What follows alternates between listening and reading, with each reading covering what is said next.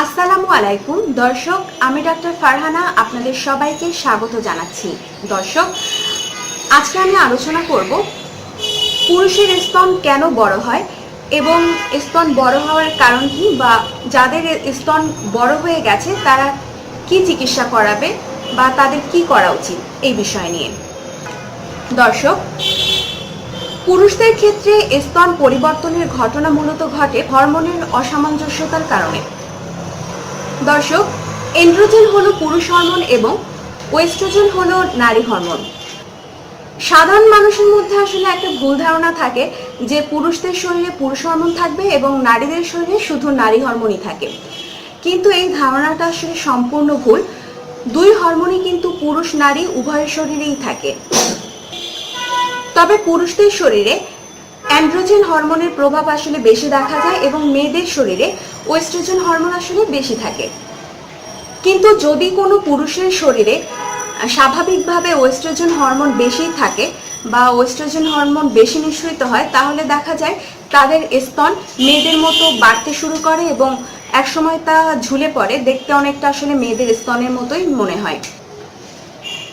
দর্শক, সাধারণত 19 থেকে 25 বছর বয়সের ছেলেদের মধ্যে এই সমস্যাটা বেশি দেখা যায়, কিন্তু মধ্য বয়সেও আসলে এই সমস্যা অনেকের দেখা দিতে পারে। এই যে পুরুষের স্তন বড় হওয়া, এটাকে চিকিৎসা বিজ্ঞানে আমরা গাইনোকোমাস্টিয়া বলে থাকি।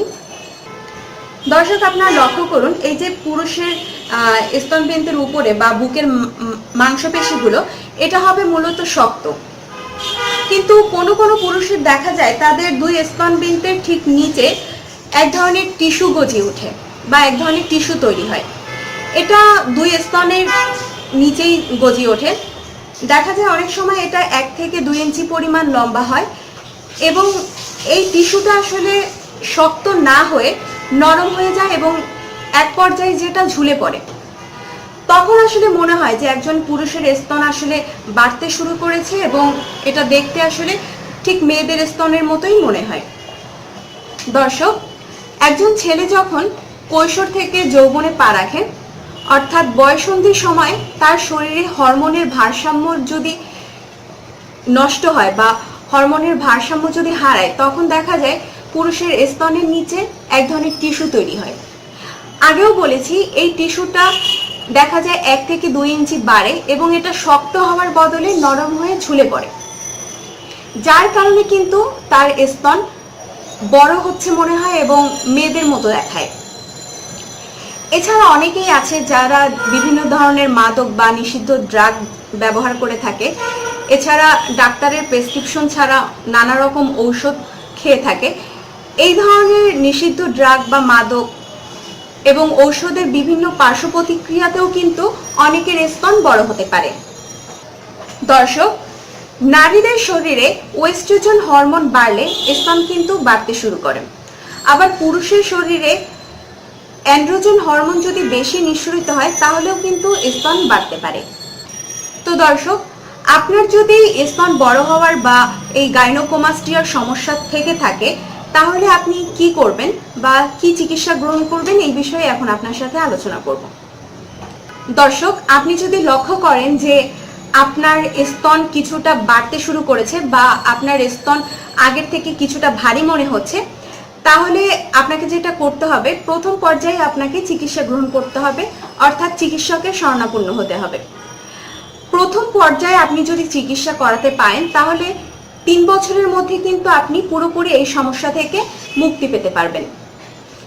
এজন্য অবশ্যই আপনাকে প্রতি মাসে চিকিৎসকের কাছে যেতে হবে, আপনার স্তন পরীক্ষা করতে হবে এবং আপনার স্তনের আকার ঠিক কতটা এটা কিন্তু সবসময় আপনাকে মাপতে হবে।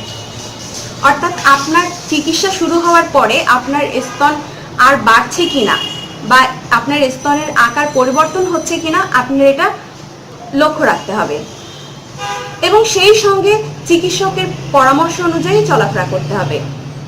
যারা বিভিন্ন ধরনের মাদক সেবন করে থাকেন বা মাদক খেয়ে থাকেন এবং চিকিৎসকের পরামর্শ গ্রহণ না করে নানা ধরনের ঔষধ খেয়ে থাকেন, তাদেরকে বলবো আপনারা এই ধরনের ঔষধ খাওয়া বা এই ধরনের মাদকদ্রব্য ব্যবহার করা বন্ধ করুন, কারণ এর পার্শ্ব প্রতিক্রিয়াতেও কিন্তু আপনার স্তন বাড়তে পারে।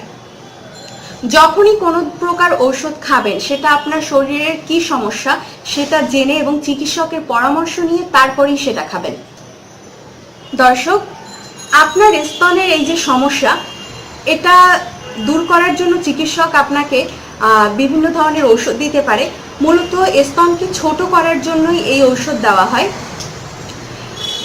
অর্থাৎ ঔষধের মাধ্যমে আপনার স্তনের নিচে গজে ওঠা টিস্যুটাকে আসলে ধ্বংস করবে বা নির্মূল করার জন্য কিন্তু এই ঔষধ দেওয়া হবে। অনেকে আসলে স্তনের আকার ঠিক করার জন্য অস্ত্রোপচার করার মতো সিদ্ধান্ত নিয়ে থাকে, কিন্তু আপনি প্রথম পর্যায়ে যদি আপনার এই সমস্যাটা ধরতে পারেন তাহলে চিকিৎসার মাধ্যমে আশা করি এটা সমাধান হয়ে যাবে। আর একটা বিষয় হচ্ছে, যদি অন্য কোনো রোগের কারণে আপনার স্তন বেড়ে থাকে বা আপনার স্তনের মাংসপেশিগুলো ঝুলে থাকে বা আপনার স্তন অনেকটা ভারী হয়ে যেতে থাকে, তাহলে আপনি যদি সেই রোগের চিকিৎসা করান এবং সেই রোগটি সারার সাথে সাথে কিন্তু আপনার স্তনের আকারও আগের মতো স্বাভাবিক হয়ে যাবে আশা করি। দর্শক, আশা করি আমাদের আজকের আলোচনা আপনারা পুরোপুরি বুঝতে পেরেছেন। আপনি যদি লক্ষ্য করেন আপনার স্তনের আকার পরিবর্তন হচ্ছে, তাহলে অবশ্যই দেরি না করে একজন চিকিৎসকের শরণাপন্ন হন, তার পরামর্শ অনুযায়ী চলুন এবং ঔষধ সেবন করুন। আশা করি আপনি খুব অল্প সময়ের মধ্যেই এই সমস্যা থেকে বের হয়ে আসতে পারবেন। ধন্যবাদ।